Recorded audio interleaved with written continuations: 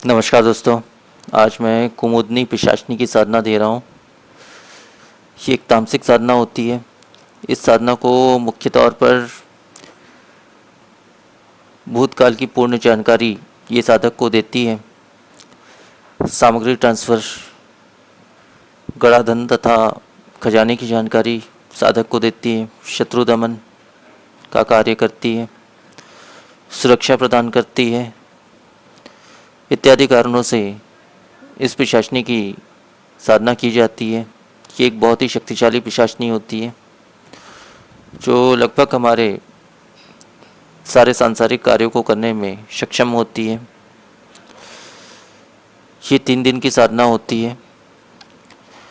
इसमें उत्तर दिशा की तरफ मुख करके एक लकड़ी की चौकी बिछा लें, उस पर पीले रंग का आसन बिछा लें। स्वयं के बैठने का आसन भी पीला रहेगा। एक चांदी की थाली की आवश्यकता है इस साधना में आपको। चांदी की थाली पर आप पीली चावल स्थापित कर दें, मतलब एक मुट्ठी आप चावल ले लें, उस पर आप हल्दी मिला लें इतनी मात्रा में कि उसका रंग पीला हो जाए। अब उस पीली चावल को आप उस थाली के बीचों बीच स्थापित कर लें और अरंडी के तेल से आप मिट्टी का दीपक अपनी तरफ मुख करके जला लें। इस साधना को काली रात यानी कृष्ण पक्ष में किसी भी बुधवार से आप शुरू कर सकते हैं। ये 3 दिन की साधना होती है। तो इस प्रकार से आपको इस साधना को करना है।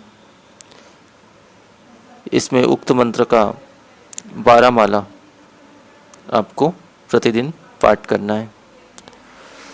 साधना समय आपका रात्रि 11 के बाद से 3:30 के बीच रहेगा। इस समय के बीच ही आपको इस साधना को संपन्न करना है। साधना में किसी भी प्रकार का आपको भोग नहीं चढ़ाना है। जब आपकी 3 दिन की साधना पूर्ण हो जाती है और ये शक्ति, ये पिशाचनी आपके सामने उपस्थित हो जाती है, तो आप इस शक्ति से पूर्ण वचन ले लें। इस प्रकार की शक्तियों से कैसे वचन लिया जाता है, हालांकि मैं बता चुका हूँ, फिर भी बता रहा हूँ। पहला वचन तो ये लें कि मैं जब भी बुलाऊँ तुम्हें आना होगा। दूसरा वचन ये लें, मैं जो भी कार्य तुम्हें दूँ, चाहे वो कार्य जैसा भी हो, वो कार्य तुम्हें मेरे लिए करना होगा। तीसरा वचन ये ले लें कि तुम किसी भी वजह से मुझे या मेरे परिवार को नुकसान नहीं पहुंचाओगे। तो इस प्रकार से आप 3 वचन उससे ले लें।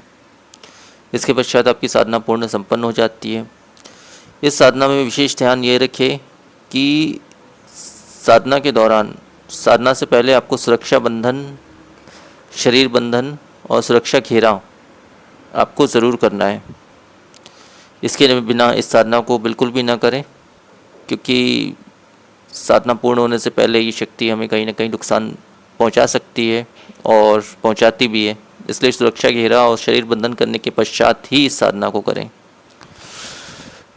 तो ये एक तामसिक शक्ति होती है।